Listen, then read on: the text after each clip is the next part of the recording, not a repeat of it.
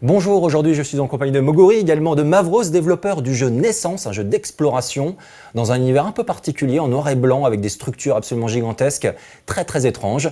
On va en parler tout de suite, bienvenue dans Extra Life.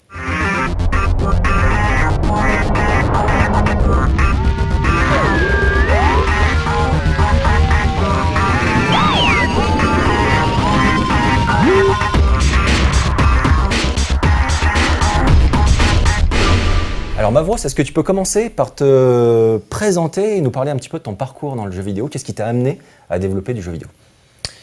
Alors, je suis Mavros Sedeno, développeur indépendant depuis 3 ans et demi, depuis le début du commencement du développement de Naissance. Oui, parce que Naissance, donc c'est naissance comme une naissance, mais avec un deuxième E à la fin, et ce deuxième E est majuscule. La petite subtilité. Donc, avant ça, j'étais chez Crytek.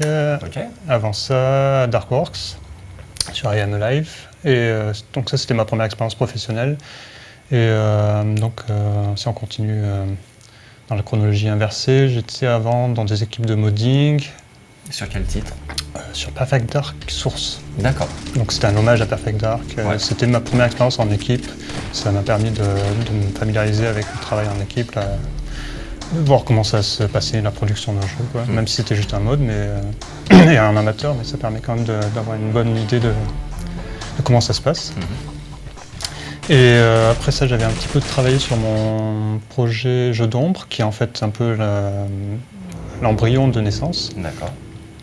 Donc un mode où on explorait une sorte de structure primitive et minimaliste, avec très axé sur le jeu des ombres. C'était inspiré d'un court-métrage d'animation d'une artiste belge qui s'appelle Anouk de Clercq. D'accord. Qui s'appelle Building. Donc pareil, elle utilisait les ombres sur l'architecture dans ce court-métrage, de façon à créer changer la perception de l'espace qu'on a. Et je me suis dit que c'était très intéressant d'utiliser ce principe en tant que gameplay, qu'élément de gameplay.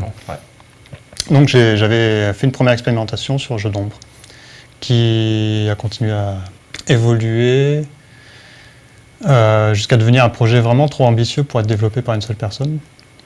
Donc je me suis limité pour Naissance à certains éléments de gameplay, et à faire une petite expérimentation en fait sur ce concept-là. D'accord. Qu'est-ce qui t'a poussé du coup à développer ce jeu seul? Parce que Naissance, donc tu as fait tous les graphismes, la programmation, il n'y a que les musiques. Il n'y a que les musiques qui ont été développées, qui ont été composées par 3 personnes. Ouais. Et je crois que c'est 2 Français et un Américain. Une Américaine. Et une Américaine. Et donc du coup, qu'est-ce qui t'a poussé à faire ce jeu seul? D'une part, l'envie d'exprimer ma créativité en dehors des structures de type grosse boîte comme Crytek, qui était une très bonne expérience pour apprendre et pour avoir une vision et avoir des contacts, mais pour ce qui est de l'expression artistique, c'était pas vraiment le meilleur moyen. Ouais. Chez Crytek, tu faisais quoi? J'étais level designer, spécialisé dans la cinématique surtout. Et tu as travaillé sur quel jeu? Alors sur un projet qui n'a pas été annoncé et qui ne le sera peut-être jamais, et sur Crysis 2 quand il y a eu le coup de bourg. D'accord. Donc on a été tous recrutés, tous les projets annexes se sont concentrés sur Crysis 2 pour pouvoir le sortir à temps. Et du coup c'était encore moins intéressant pour moi, parce que c'est pas que j'aime pas Crysis 2, c'est un jeu... j'ai beaucoup aimé Crysis et Far Cry.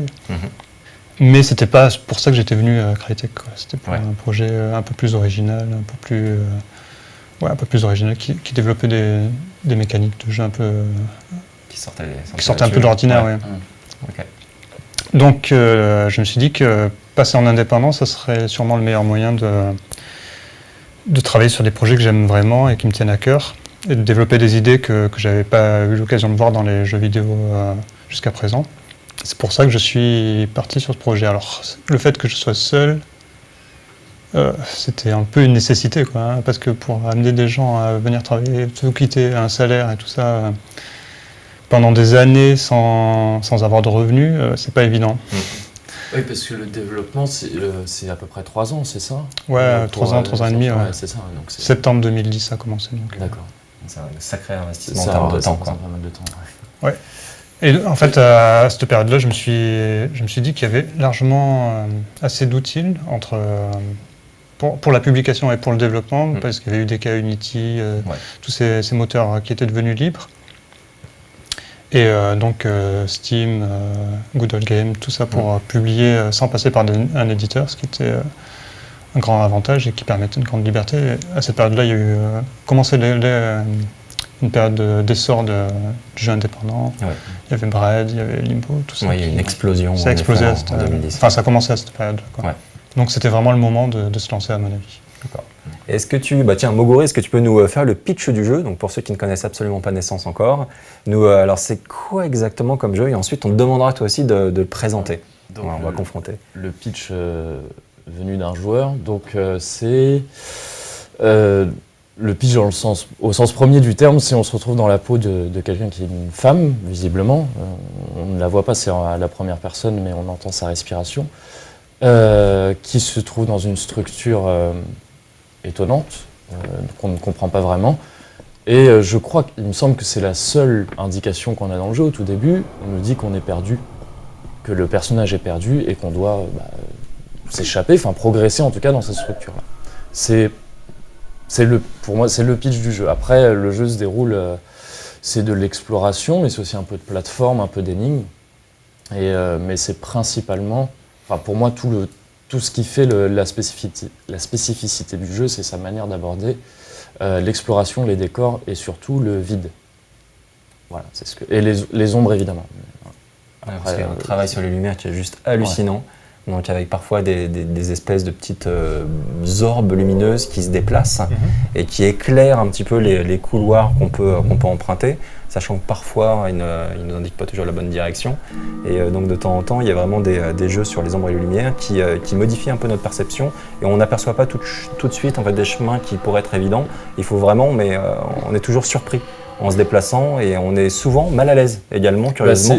C'est ça, durant tout le jeu. Moi, il y a un truc que je trouve, c'est peut-être ce qui m'a le plus marqué dans le jeu, mais qui n'est pas forcément constant. Enfin, il y a des parties du jeu qui portent moins là-dessus, mais c'est ce côté, donc ça touche vraiment au level design pour moi, de te mettre mal à l'aise en te faisant passer par des endroits qui te donnent l'impression de ne pas avoir été fait pour toi en fait. C'est-à-dire que tu passes ça peut être des couloirs, ça peut être des corniches, ça peut être plein de choses.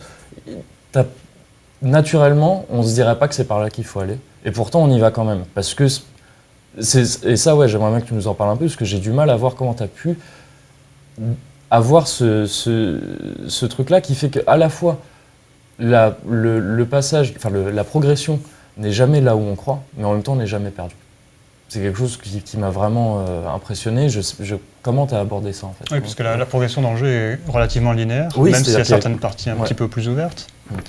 Mais oui, une des idées, c'était d'essayer de faire progresser le joueur d'essayer de lui donner l'impression, en tout cas, qu'il trouvait son chemin de manière dérobée, en prenant des petites corniches, en prenant des passages légèrement ouverts, sans être sûr que c'est par là qu'il fallait aller.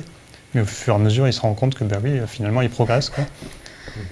Et ça fait partie du concept de donner l'impression au joueur qu'il est perdu, mais qu'en même temps, comme si cet univers un peu vivant, le guider d'une certaine manière, jouer avec lui, essayer de le tester, de voir comment il réagit aux différentes situations auxquelles il est confronté.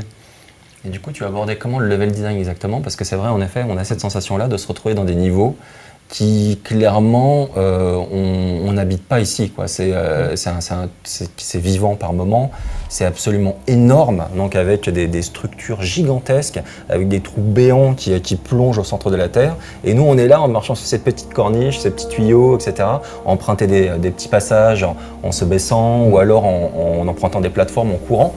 Et donc il y a même un système pour la course qui est intéressant puisqu'on doit respirer en courant. C'est-à-dire que le personnage inspire et à ce moment-là il faut cliquer et ensuite il y a une sorte de mécanique rythmique qui se fait au niveau de la course et qui apporte beaucoup à l'ambiance du jeu. Alors déjà pour le level design, tu as abordé comment tu t'es débrouillé pour créer ces structures, pour les inventer. Est-ce que tu as eu des influences? Oui, énormément d'influences et justement ça permet de parler à chacun d'une manière différente, puisque par exemple vous me citiez une BD tout à l'heure, un auteur de BD. Oui, Marc-Antoine Mathieu. Ouais. Que je ne connaissais pas avant que quelqu'un en fasse un commentaire sur Twitter. Mais Mais du coup, il y a énormément de références. Alors, Tsutomonier pour Blame. La Maison des Feuilles, donc je vous parlais tout à l'heure. Il y a Kubrick. C'est un roman, c'est ça, parce que donc c'est un roman, La Maison des Feuilles dont tu parlais. Oui, un roman de. Alors, j'arriverai pas à redire son nom. On va le mettre en synthé. D'accord. Daniel Evesky, un truc comme ça. D'accord. Vous trouverez, je pense. Mais La Maison des Feuilles, de toute façon, vous trouverez. Ouais. Un roman qui parle d'une maison dont l'architecture se modifie et est différente de ce qui est physiquement possible. Et donc, les personnages vont explorer, les personnages principaux vont explorer cette architecture inconnue. Donc, il y a de l'influence là-dedans aussi. On parlait de Anouk de Clercq tout à l'heure. Alors après, il y a tout un tas de films de Brésil, Dark City, Jean-Pierre Jeunet, Caro. Au niveau de l'esthétique. Et puis l'architecture avec Frank Lloyd Wright, donc un architecte des années 50 américain qui travaillait beaucoup sur des formes allongées sur l'horizontalité. Et là, c'est transposé dans la verticalité souvent. Donc il y a tout un tas d'influences qui ont nourri la conception du jeu. Et donc on en était à le level design. Donc le level design, comment créer cette impression de progresser dans des environnements dans lesquels on n'a pas l'impression d'être le bienvenu. Parce que du coup déjà, est-ce que tu fais beaucoup de croquis sur papier? Alors il n'y a pas énormément de croquis, c'est surtout dans ma tête. Et puis c'est inspiré par la musique, mais on en reparlera peut-être plus tard. Donc il y a beaucoup de situations qui sont inspirées directement quand j'écoute de la musique, et en particulier la musique que j'ai utilisée dans le jeu. Donc du coup, tu avais reçu les musiques avant? Alors c'est des musiques qui existent en réalité et que j'ai réutilisées. D'accord, ok. Donc ça n'a pas été composé spécifiquement pour le jeu, donc c'est toi qui as fait ton choix un petit peu et ensuite tu as contacté les compositeurs. Exactement. D'accord. Je les ai contactés, je leur ai montré un premier prototype assez avancé, des trailers, des images. Je leur ai parlé du concept du jeu, de cette volonté d'avoir une certaine synesthésie dans certaines séquences, de mêler la musique, les images et les actions en un tout. Et du coup, ils ont été assez emballés pour accepter. Ok. Est-ce que tu leur as fait essayer le jeu? Du coup, est-ce qu'ils ont vu une version? Je leur ai envoyé, tu les as regardés jouer ou Non, je ne les ai pas regardés. Alors, je ne pense pas que ce soit des gros gamers. Par exemple, la compositrice Pauline Oliveros, américaine, qui est assez connue dans le monde de la musique électronique d'avant-garde et qui a 80 ans, n'est pas vraiment une gameuse. Ça aurait pu, mais c'est pas le cas. Et pas plus que les deux autres compositeurs français, mais qui étaient très intéressés néanmoins par le projet, rien que de son aspect visuel et de la mise en scène avec la musique. Mais donc du coup après pour tout ce qui est placement des musiques dans le jeu, c'est toi qui as géré ça. Ces artistes-là t'ont fourni les musiques entre guillemets, et c'est toi qui les as placés dans le jeu, qui les as utilisés comme tu voulais dans le jeu ensuite. Oui, comme je disais, il y a eu un certain jeu dans la création entre ce que m'inspirait la musique et certaines zones, certaines séquences pour lesquelles je me disais cette musique-là va à cette séquence. Mais il y a des séquences qui sont clairement créées à partir de la musique, au niveau du rythme, au niveau de ce qui se passe, de cette sorte de symbiose qui se passe entre l'auditif et le visuel et l'action. Donc parfois c'était bien avant qu'il y ait un level design de créer, que la musique était choisie et que les séquences étaient imaginées. Sans pour autant que j'ai fait j'ai fait des petits croquis, des petits plans, c'est tout un tas de feuilles, souvent textuellement en fait, plus que par croquis. Croquis, c'était juste pour des idées visuelles que j'avais, par exemple, pour pouvoir me rappeler plus tard, parce qu'il fallait gérer sur toute la longueur de la production certaines zones que j'allais faire un mois après ou 2 mois après, donc je préférais les noter. Ok. Est-ce qu'au début du développement, tu avais déjà une idée, tu avais un point final à ton jeu, ou alors ça s'est fait de manière un petit peu itérative? Alors, en cours du développement, il y a eu toute une partie du jeu qui a été enlevée, ainsi que toute la narration. parce que les outils de narration, je ne les trouvais pas assez au point D'accord. et pas assez efficaces. Parce qu'au début, il y avait quoi? Du coup, il y avait des dialogues, il y avait une voix J'avais off, imaginé et, une histoire et Ouais. ça se passait surtout sur ses pensées en fait. Ses pensées étaient écrites D'accord. et je trouvais pas ça efficace. Les gens n'ont pas forcément le réflexe de les lire, ils sont plus attirés par les images. Donc il aurait fallu enregistrer les pensées directement. Niveau des moyens, c'était pas forcément évident. Et puis, comme une grosse partie du jeu, comme je disais, a été supprimée, Et elle pourquoi? avait été développée en level design, mais je l'ai supprimée parce que je me suis rendu compte que j'avais pas le temps Ouais. de faire les graphismes et de mettre tout ça au niveau de finition finale dans les années que j'avais à ma disposition. Et pourtant, le jeu propose un contenu plutôt conséquent. Tu y as joué combien de temps en Ça a gros? mais ça m'a surpris un peu parce que quand on lance le jeu, ça fait penser à d'autres jeux qu'on a pu... Enfin, dans le même genre, au sens large, c'est des jeux à concept, entre guillemets, et dont tu as fait le tour finalement en 1 heure ou 2. Là, non, ça prend... J'ai dû le finir entre 6 et 7 heures, je pense, quelque chose comme ça, je crois. Bon, après, j'ai beaucoup traîné, j'ai beaucoup... voilà. Surtout dans une partie du jeu qui arrive vers la fin, donc dont je ne parlerai pas. Mais sur laquelle tu peux passer pas mal de temps, je crois. Oui, une partie ouverte, c'est ça? Oui, voilà. Et donc oui, ça dure un certain temps quand même. Oui, en moyenne, c'est 4-5 heures en moyenne ce que les joueurs font. Après, ça dépend de la manière d'explorer l'univers et de l'intérêt qu'on trouve à aller chercher tous les petits recoins, tous les petits passages un peu secrets. Et du coup, pendant le développement, c'est vrai que c'est un jeu qui joue beaucoup sur le level design et la notion d'espace et sur les lumières. Est-ce que tu as essayé d'autres titres qui étaient sortis entre-temps, par exemple Antin Chamber? Ouais. Est-ce que ça t'a inspiré dans une certaine mesure ou à chaque fois qu'il y a eu des jeux qui se rapprochaient, qui sortaient un peu de l'ordinaire. tu les essayais? Parce que de temps en temps, en fait, c'est plutôt le contraire. C'est genre, on ne veut absolument pas les voir pour rester dans sa vision, etc. Non, Donc il y a deux approches. Forcément, c'est toujours une prise de risque. Tu te dis, genre, oh, putain, ils l'ont fait. En oui, fait, j'ai c'est exactement ça. la même idée. T'es là, alors moi, finalement, Exactement, t'es obligé de trouver peut-être autre chose. Et c'est chiant, en fait. Des couloirs infinis, des escaliers, Ouais.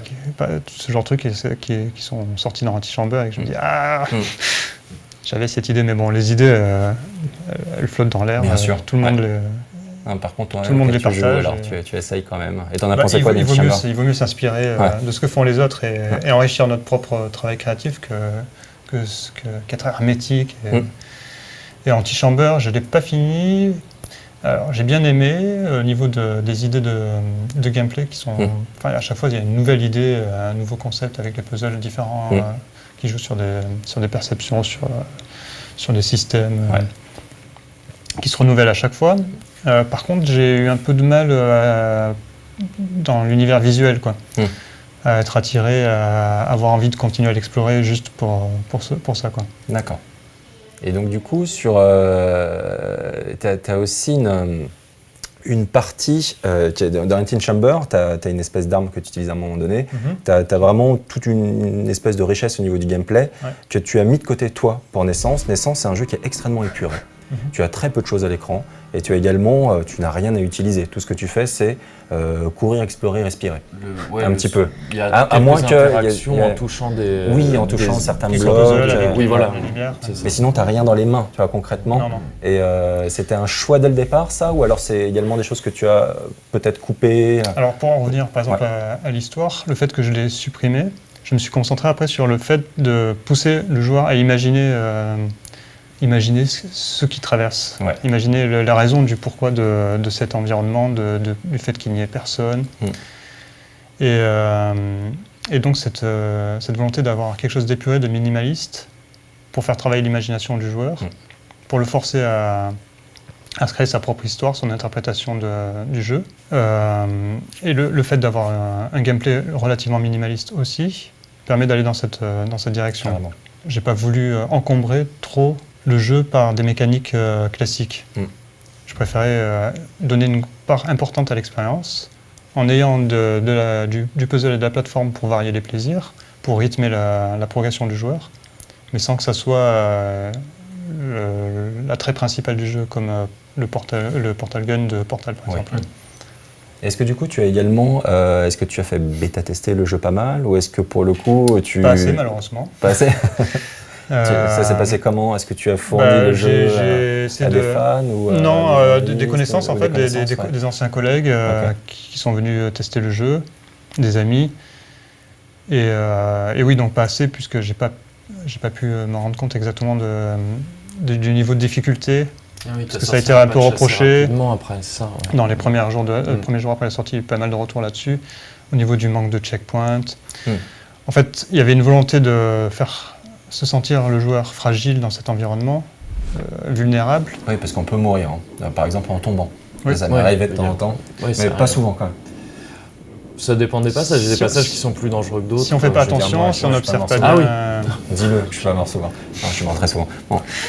Oui, donc le fait de donner cette sensation de vulnérabilité, ça va avec le fait de se sentir perdu dans cet environnement inconnu.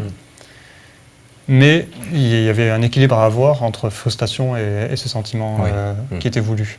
Le sentiment de frustration n'était pas forcément voulu à ce point-là. Okay. Et même si à certains moments où il y a des sortes de grandes séquences de plateforme, de réflexes, où il faut être très attentif et concentré.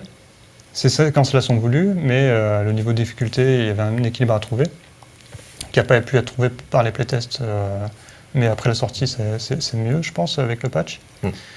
Et donc c'était voulu par rapport au fait de donner cette impression d'être testé par le monde qui nous entoure. Okay. Et du coup, est-ce qu'on est vraiment motivé pour voir la suite? Ouais, il y a des trucs qui m'ont intrigué dans le jeu. Par exemple, tu as ces espèces de blocs qui sont des limaces qui glissent un petit peu sur le mur, des limaces un peu fluorescentes. Et donc du coup, c'est des blocs comme ça qui descendent, qui semblent complètement vivants, mais c'est également des plateformes sur lesquelles le joueur peut y accéder, sauter dessus, et ça continue à se déplacer comme ça. Et ça vient d'où, ce type d'idée? Parce que du coup, c'est assez fascinant. La première fois que tu vois ça, tu es là, tu es intrigué, parce que tu vois ce truc au fond, en plus, au début, tu sens que ça bouge, tu te dis, genre, est-ce que c'est une créature, est-ce que c'est quelque chose? Ensuite, tu t'en rapproches, tu te rends compte que finalement, c'est des plateformes qu'il va falloir que tu sautes dessus. Oui, c'est ça, c'est qu'à la base, déjà, c'est une surprise de voir déjà, c'est une surprise de voir que tu peux les atteindre, et qu'ensuite, tu vas devoir monter dessus. Une prise qu'on vient de vous gâcher. Bon, voilà. Ouais, c'est au début du jeu. Non, mais parmi plein d'autres. Mais ouais. Oui, parce qu'il y a quand même certains éléments qu'on ne sait pas s'ils sont mécaniques ou des entités un peu particulières de ce monde. On ne sait pas s'ils sont vivants ou pas. Et qui servent à la fois pour peupler ce monde, pour lui donner une consistance et aussi en tant qu'élément de gameplay, quoi. Donc, je pense que l'idée vient un peu de Shadow of Colossus, avec le fait d'arpenter ces énormes créatures. Donc ça doit être réminiscent des parties et des souvenirs en particulier qui était en effet, il y avait plein de blocs sur lesquels il fallait que tu montes. Ouais, c'est vrai. Je n'avais pas fait tout de suite le rapprochement, mais il y a un peu de ça. Et par rapport à ces limaces, ça me fait penser, il y a un truc que j'ai trouvé très très habile, et il me semble que dans cette scène-là, c'est la limace qui déclenche la musique. Je ne sais pas si c'est comme ça que tu l'as utilisé, mais il me semble que c'est dès que tu touches la première que la musique se lance. Et il y a plusieurs moments comme ça où je me demandais comment tu lançais les musiques. Parce qu'elles se lancent toujours, il n'y en a pas tant que ça. Enfin, je veux dire, le jeu n'était pas je ne trouve plus mes mots. T'es pas constamment baigné dans de la musique, mais voilà, il y a quelques moments du jeu, comme tu disais, sur des moments très précis où tu vas te mettre à courir pour une raison ou une autre, et là la musique va se déclencher. Ça se fait toujours à des moments très précis, et c'est très fluide la manière dont la musique est déclenchée. Donc ces déclencheurs de musique, entre guillemets, c'est un truc sur lequel tu as beaucoup bossé pour trouver vraiment l'endroit où la faire démarrer, ou vu que tu avais fait ces niveaux en pensant à la musique à la base, c'était finalement naturel? Ça dépend, c'était plus ou moins dur selon les séquences. Pour cette séquence-là, techniquement, c'est pas particulièrement compliqué. Mais le choix de la musique était important pour aller en osmose avec l'action. Et donc donner un petit peu un sentiment poétique à cette descente. Mais techniquement, c'était pas bien compliqué. Par technique, d'ailleurs, il y a des décors qui sont tellement immenses, qui sont tellement, notamment, bon, je ne peux pas trop en parler précisément parce que je voudrais pas, ça arrive assez tard, c'est l'espace ouvert dont on parlait tout à l'heure, dans lequel on peut se perdre. Ça donne l'impression vraiment d'être immense, c'est-à-dire si tu es sur un endroit qui est très grand et qui semble se répéter énormément. T'as dû tricher à certains moments pour comment tu fais pour rendre ça donne quand le joueur le regarde se dit que ok c'est immense mais à des proportions hallucinantes. Comment t'as fait pour rendre ça? Je suppose que tu peux pas avoir modélisé des trucs. Bah si, c'est tout modélisé. Il y a aucun matte painting comme ça se fait souvent dans les jeux traditionnels avec une ville en fond qui est en fait dessinée sur une cube map. Bon, c'est de moins en moins le cas, c'est de plus en plus en 3D, mais ou alors c'est des éléments dessinés mais placés en 3D. Et donc là, tout ce qu'on voit donc là, tout est modélisé. Tout est modélisé. Donc c'est-à-dire que tu as créé des maps qui sont vraiment immenses. Hein. Ouais. Certaines il y a des maps qui font je sais pas combien de kilomètres. Ouais, c'est ça. D'accord. Ouais, c'est impressionnant. Et tu as utilisé un logiciel que tu as créé toi ou alors donc j'utilise UDK, donc technologie Unreal Engine 3, qui est libre.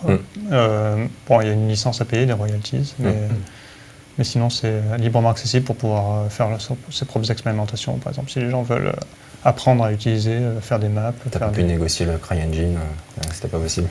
Si, ça aurait été possible, mais c'était vraiment nécessaire. Disons qu'à l'époque, le UDK était disponible, était gratuit, à part les $99 de paiement de licence. Qui sont largement faisables. Quoi. En fait, niveau technique, par rapport à ce que j'avais besoin, ça me paraissait plus adapté. Et surtout, ça me paraissait plus flexible par rapport à mon niveau de connaissance en programmation. Et par rapport à la documentation qui était disponible sur Internet, les forums et tout ça, qui était bien plus fourni que pour le CryEngine, en tout cas à ce moment-là. Et du coup, c'est pour ça que je me suis lancé sur UDK. Ok. Dernière question, est-ce que, là c'est un truc tout bête, j'aime beaucoup cette idée de la course rythmée par la respiration du personnage, parce que ça te fait prendre conscience de l'existence de ce personnage que tu incarnes, et rien que ça, c'est juste une question d'immersion, et ça fonctionne vraiment énormément, et c'est tout bête comme idée. Est-ce que tu l'as eu dès le départ, ou c'est quelque chose qui est venu durant le développement? Est-ce que tu avais une course classique au début de tes premiers essais avec le proto? Non, l'idée est venue dès les premiers prototypages. Ouais. Et c'était une manière de d'établir une sorte de symbiose avec le joueur, entre le joueur et l'avatar, et de faire prendre conscience de son personnage, et aussi une manière d'apprécier les distances en fait. Le fait de parcourir, comme il y a énormément de distances, de grandes distances à parcourir dans le jeu, le fait de devoir s'impliquer dans la course, ça permet de mieux ressentir cet espace. Carrément, ça, je suis entièrement d'accord. Parce qu'en effet, sinon, si tu n'appuies pas au bon moment, donc du coup, elle n'arrive pas à reprendre sa respiration, elle s'essouffle, et c'est vraiment un truc que tu ressens une nouvelle fois, qui te met aussi un peu mal à l'aise. Par exemple, le personnage qui est limite, tu as l'impression qu'il va s'écrouler dans les décors, donc ça, c'est vraiment extrêmement réussi. Mais ça correspond à ce sentiment que tu peux avoir parfois on en parlait très rapidement avant, de suffocation, presque de peur, il peut y avoir des sentiments presque claustro, un peu dans le jeu même. Ce qui est curieux, alors que c'est énorme. Ça dépend. Le truc, c'est ça, c'est que c'est une alternance de trucs énormes et de tout petits couloirs où tu vas devoir t'immiscer encore une fois en ayant l'impression que t'as pas du tout à être là à la base. Et cette respiration, le fait que tu puisses être essoufflé, voilà, ça rappelle tout ce truc de suffocation qui est assez visible dans le jeu, quoi. Enfin, qui est palpable. Vraiment. Quelle est la suite pour toi du coup par rapport à Naissance? Est-ce que tu prépares, je sais pas, des DLC ou est-ce que tu travailles sur un autre jeu? Est-ce que tu travailles sur des portages? Parce que déjà tu disais que tu as dû enlever des choses. Oui, donc il y a le concept original du jeu que j'ai toujours envie de faire quand j'aurai peut-être réussi à monter une équipe suffisamment grande pour pouvoir s'attaquer à un projet de ce type-là. Mais sinon, d'ici là, j'aimerais bien essayer de développer d'autres projets. J'ai plein de petits projets, plus ou moins gros projets, plus ou moins ambitieux. Mais après, ça dépend aussi du résultat commercial de Naissance E. Pour l'instant, tu es satisfait d'ailleurs des retours Alors, je suis très satisfait des retours des joueurs et des critiques, qui sont globalement très positifs. Après, au niveau des ventes, c'est pas catastrophique, mais pour l'instant, c'est pas certain que ça permette de produire le prochain jeu. D'accord. C'est pour ça qu'on en parle aussi aujourd'hui, parce que le jeu est juste excellent. Donc la critique, je ne sais pas si elle a déjà été diffusée ou si elle va être diffusée, mais en tout cas elle sera diffusée extrêmement prochainement, donc soit sur The Life Online ou alors sur The Life, la chaîne. Et donc du coup, nous, on a énormément apprécié le jeu, qui est très surprenant, très intriguant. Et donc on vous le conseille, parce que c'est non seulement un excellent jeu plateforme, mais aussi un jeu qui arrive à véhiculer une atmosphère étouffante qui est plaisante au final, et qui crée des sensations assez particulières, assez inédites pour un jeu vidéo. Donc n'hésitez surtout pas à le télécharger, à l'essayer. Peut-être une démo, ce serait bien de faire une démo, un de ces quatre. C'est un projet. Voilà, donc ça je pense que ça peut être une bonne idée. Merci d'être passé pour cette émission. La parole. Et bien de rien. Et puis on se retrouve très bientôt pour un prochain Extra Life. Salut tout le monde.